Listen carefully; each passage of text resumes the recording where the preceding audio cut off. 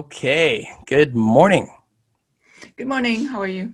Oh, doing well. Sipping my coffee here. How are you? I'm drinking my water. Your cup of water. It looks like you got a chip in that. Did you bite it? Did you bite the coffee cup? There's a little chip on there, right there. Yeah. Oh, wow. You can tell? Well, yeah, it's a giant chip. It looks like you just like Um, gnawed on it or something. Arr, I stole this arr. from my daughter. Wow, wow. That's why you bit it. So now she won't want the cup back. I need a water. I realized I need lots of water. And I Mm, put a little bit of honey in it. got it. Got it. Got it. Yeah. Wise decision makes the water taste better. Yeah, water is so important. Just one Mm, of the simplest way, calorie free. I keep telling women to drink more. that's right. Just Calorie simple as free. water. Calorie free. Yeah, today I wanted you to share some some simple step that women can just start on this body transformation. I know it's Hmm. quite simple. I mean, Hmm. like you said, right, there are only three things that you have to look at. Hmm. We call them three pillars, Hmm. That's right. right? Yeah, maybe you can simply um, walk through. If anyone doesn't know anything about it, how simple it is, they just have to follow, and the next thing they know is great results will happen. Right. Oh, you know what? Yeah, sure. I don't think I've ever gotten into detail about that. So that's probably a really good thing to share right now, especially that holidays are coming up. People are going to start eating a lot. We all do. I know I do. And now's a good time to be aware of the weight and how to Mhm. be aware of it. So the three pillars is probably the best place to start. For those of you that are watching right now, what Helen's referring to is really just something that we use that's similar to what we call the textbook of transformation. It's something that has been around for so long, but not everybody is taught, or the concept's not always emphasized. And in a nutshell, what it is whenever we're making a transformation, you want to build more muscle, you want to shed some body fat, and you want to do it quickly in terms of the rate of speed that your body can, in a healthy way, manage to transform. The quickest way that your body can do that is through those three pillars, which is number one, a proper training regimen, with number two, the proper eating plan for your body type. For your body type. That's super essential. And number three, a proper sleeping regimen that is not just about 8 hours of sleep, because none of us get 8 hours. I average 5.5. Helen probably ranges around 5 to 6 hours a night. And that also included during her competition time. And I'm stating the competition because it's really common for people to assume that you got to have 8, 9, 10 hours of sleep. And if your goal is to, like, if you have the time to do that, sure, do it. But I'm talking to the people who are like Helen and myself. They're busy. They're busy, entrepreneurs, or they're busy moms, or they just don't have the capacity at this time to sleep that 8, 9, 10 hours to rebuild the muscle. Well, how do you do it on 5? How do you do it on 6 hours? And it's very possible. In order to get a little deeper into this, let me explain each so you better understand. Okay. The first one that I talked about was the proper workout regimen. In contrast, excuse me. In contrast, what we see on the internet is just work hard. If you're going to go to the gym, train hard. But then that becomes the question of, well, what does that mean exactly, to train hard? And what we found is that if you are a person, and I'm specifying here, okay, if you are the kind of person who specifically just trying to shed the body fat and you're trying to slim your figure. So yes, I'm referring to mostly females that want to just shrink their size, their volume, their body volume overall. And they want to generate a more Helen Fong toned at 50 type of lean muscle type of result. Workout regimens usually are light weights, are medium to light weights, and high reps, like 80% of the time, with 20% of the time doing heavy reps. And of course, making sure that you incorporate cardio into those workout routines without standing on a treadmill for an hour, which again is fine. I've got lots of bodybuilder friends that do that, and it works great for them.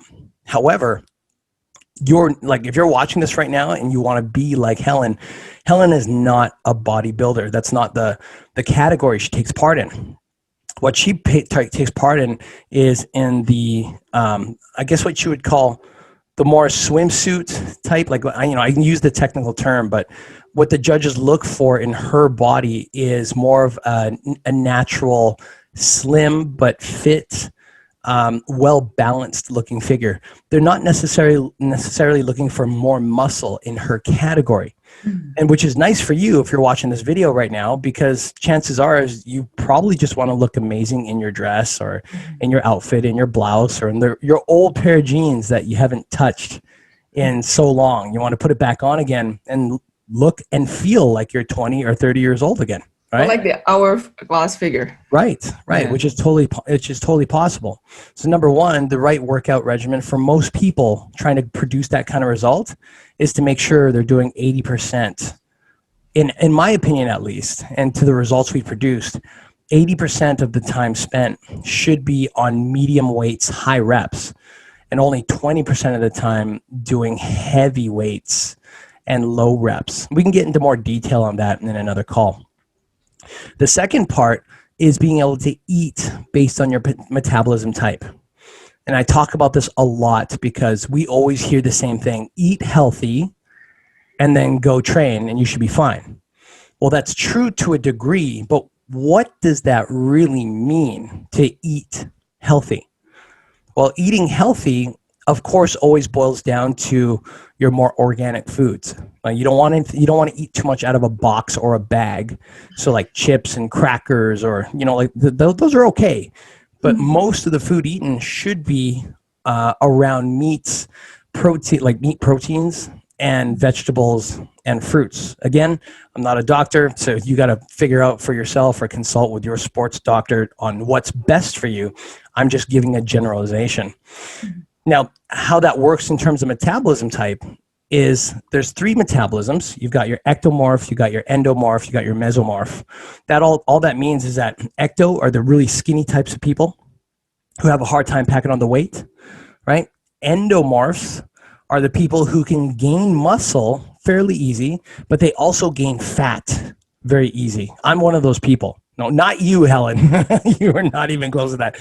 No, you are an ectomorph for sure, because you can rapidly build muscle, but you can rapidly lose it fast as well, right?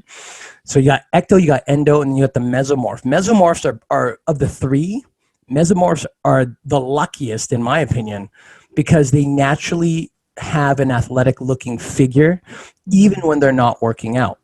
They might put on a little fat here and there, but generally the fat spreads overall all over their body. So if they gain 20 pounds, you can't really tell unless they're naked because it spreads. Helen, you have a friend like that. Yeah, the lady who you just brought, I don't want to say names here just because out of respect, but she said that she packed on 20 pounds and you had said that you couldn't even tell, which was true. I have a couple of friends who are the same. I was surprised. I was so surprised when she told me her weight. I said, what? Right. And you can't see it. Hence why I call them the lucky ones, because me being an endomorph, when I gain 10 pounds, like it looks like 15 and I can't hide it because it's very targeted. Like it's on my face, it's on my stomach, and those are the only two places that grow. So it makes me look pregnant really quickly. Like that's not a pretty thing to look at for an Asian guy, right? So going back to eating, how do you eat well for those metabolism types? Well, generally speaking, if you're an ectomorph like Helen, you need a little more protein, a little more carbs than the other two. And it's because you burn off so much on a regular basis. You could sit there as an ectomorph and still burn a lot more calories than some of us do walking. Right? When it comes to an endomorph, they need higher protein, less carbohydrates, because they can build muscle easy. But because they can also build fat or gain fat easy, the carbohydrate intake has to be slightly lower. So the ratio is more protein, a little bit less carbohydrates. Then if you look at the active type or the active looking type, right? So you got ectomorph, endomorph, and the mesomorph, which is the athletic build. Those ones, depending on how how much they train or how much they don't train, they can usually get away with something that's a little more at par or even a little bit more carbs than protein. And they don't have to be as picky about how much their intake is if their goal is just to get a little slimmer, simply because they distribute their weight so nicely all over their body that if they gain an extra 5 or 10 pounds for them, it really doesn't bother them too much. Again, this is a generalization, right? So it's really important for you, if you're watching this and you want to make that change, to find out what is your metabolism type. Because if you can discover that, then you can specialize a way for yourself to train and to eat that supports your body's natural ability to produce better results faster in less time. And that's what we're all here for, right? Why take 5 years to produce a result if you can do it in a year? And that's the theory that we follow that works very well for us and for our clients. Oh, sorry. Okay. Let me ask a question. If someone doesn't really know what type of body type they just look in the mirror. So sorry, I didn't mean to cut you, but I knew where that was going. The easiest, fastest way is, okay, obviously do this when you're alone, but when you're alone, take off all your clothes, go to the bathroom or go to to your full length mirror and just look at yourself. Just look. Okay. And here's what you're going to see. In most cases, and I'm referring to people who generally, it's more obvious with people who don't work out. If you go to the mirror and you look skinny in comparison to the majority of other people in your age and range and in your, like whether you're male or female, if you're very skinny looking with a little bit of excess fat, maybe in your glutes or in your hamstrings or on your stomach, but you're still relatively thin and you're not even exercising, high probability you're an ectomorph, because ectomorphs just stay skinny with small pockets or layers of fat wrapped around their body. Now, if you go and look in the mirror and you just see yourself in more of a rounded shape, so just overall, you're just generally rounder from top to bottom, then that would most likely categorize you as an endomorph, because that means that you're accumulating body fat relatively easy. And you'll know that. Like if you have a cheesecake in like 1 or 2 nights ago or a chocolate bar, endomorphs will usually see it on their body the next day or the day after. Like there's no hiding it. With an ectomorph, ectos can have a chocolate bar and you barely see anything, right? Mesomorphs, you might see it, but if they do 5 push-ups, they look like they went to the gym for a week. Literally, it's just that much of a dramatic difference, right? Which leads me to the last one. Ecto, endo, the mesomorph, the athletic build, even if they overeat, that because the fat is well distributed, generally speaking, they'll still look like they have somewhat of an athletic frame. So they'll look somewhat athletic compared to the other two, even if they're not training. So it's very common to see, just by natural default, they still have a bit of a V-shaped back. They still have a smaller waist. Their waist ratio to their upper body and lower body ratio is still hourglass, even when they're not training. Right? So that's the easiest way. Is just take off your clothes, look in the mirror, and ask yourself, which one of those 3 do I look like? Without flexing. No flexing. No flex. No flex. I guess at first some of us don't want to look in the mirror. I think that's common. All of us don't. I mean, who wants to see ourselves at our worst, right? In all honesty, it takes, in my opinion, a lot of humility, a lot of self-humility, a lot of self-belief and confidence in allowing ourselves to just look at ourselves at our all-time worst or at a low point in our life with the willingness to say, okay, this is where I'm at now, but I'm not staying here. I'm going to freaking do something about it. Right? The challenge for most people, and I'm not pointing fingers because this was me, was when I used to be so heavy and so fat, and I'd look down at my toes and I couldn't see my toes because my stomach was humongously big. No exaggeration. I was there at that point. The biggest hurdle for me was to believe I could even do something about this. Like I used to look at myself and say, crap, I let myself go so badly, like so badly. Am I ever going to make it out of this? Right. And so as a result, by asking the wrong questions, it would confirm a false belief. And that false belief manifested into what I thought was a reality. And the biggest hurdle to get out of that, it wasn't even the workout part. It was more so just believing that I could put in the effort that would actually make a positive change. And going into that section, just to real quick, it took me almost a year of training. Well, it was more like 8 months of regular training with the disbelief that I couldn't change. And during that time, I must have lost maybe 10 pounds. I was still overweight. I was still the worst in my training class. I would be gassed out in 5 minutes. You asked me to do 20 push-ups, I would have asked you for a 20-minute break after. Like, it was just really embarrassing. But it wasn't until I said, okay, I'm fully committing. I'm really going to try. I'm really going to do something about this. I'm not going to dabble anymore. And I was still doing 3 days a week, 4 days on some weeks for training. But when it was training time, it was pedal to the metal. I don't care if I have to throw up. I don't care what I have to do. I'm going to make this change happen. The moment I put my foot down, that was when things really started to change. It only took me 4 months, just under, it was like 3.5 months, and I dropped 30 pounds and I packed on some muscle. And I was able to keep up with the rest of the athletic guys in my training group at that time. So commitment and belief, you're right. Commitment and belief really, really matter. Without those two factors, I find it prolongs anybody's ability to progress fast because there's a part of us that's holding us back.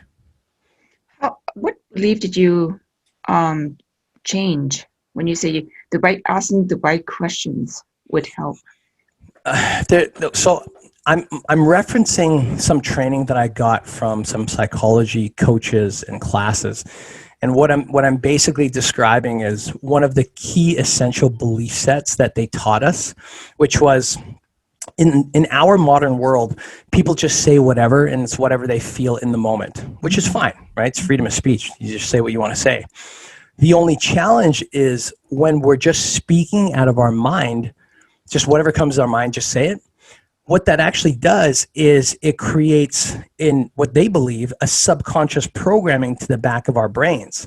So, for example, if someone is constantly saying things like, that's bull, or that's baloney, or that's a full of crap, or, you can't do that, or that's not possible. Even if we're talking about somebody else, the brain actually registers that as if you're talking to yourself.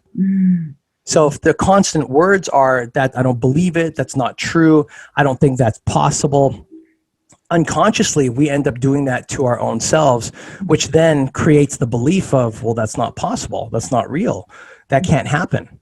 So when we start looking at ourselves and we start breaking past our current circle of belief, and we're trying to expand our abilities and expand our minds to go for something that maybe we haven't been able to get before.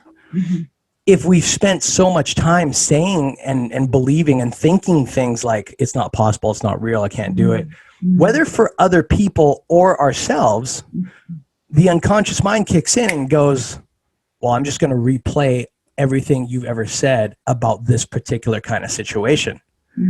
So if the past weeks, months, or even years have been in the negative, well, guess what? That's what comes out. And that's what happened for me, is that I spent so long looking at these other guys. Like, I remember the first time I walked into my training group, I was terrified. All the guys there was about 20 people in there. They were all ex-military.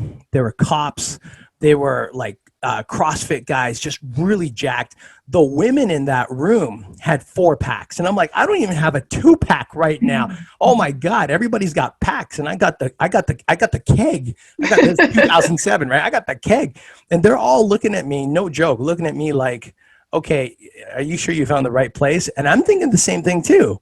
I was so intimidated, but it made me realize over time that if I don't change the way I think, I'm not going to be anything like these people, because what the one thing I found, and from talking to them, spending so much time with them, the one thing I found, whether they were 20 years old or 40 years old or anything in between, or 50, there's a couple of 50-year-old guys in there that were just monsters. The one thing I found is that they all had the similar kind of belief set, and the similar belief was, it's hard, but it's not harder than what I can accomplish. It's difficult and challenging, but it's nothing that I can't achieve. And if it's hard for me today, if I keep pushing, it'll become easy for me tomorrow. Not exactly tomorrow, but as the days and months go by. Whereas my belief set walking in there, it was, I don't know if I can do it. I'm just going to hang on for dear life. Like, think about that language, right? Hang on for dear life. Like, what does that do to a person's psyche when they're saying, I'm going to walk into this room and hang on for dear life? Like, it's not very thrilling, and it's not very motivating, right? So I had to learn to change my own language first in order to start changing my beliefs. And once I started changing my beliefs, my brain, I noticed that my brain started finding, like, anything that my brain could find that could help me get in better shape, that could help me get better results, even if it was just one little thing, like one little time. Like, when I started thinking that, I could hear conversations differently. One of the guys that was like the top guy at the time, like, he would run like 10 kilometers. And as soon as he was done, he would go to the gym and work out for 2 hours lifting weights. No break. And then after that, he would come to our training class. So imagine that kind of regimen. It was like Olympic level crazy athlete. The guy was a beast. Like, it didn't matter how many hours he did beforehand.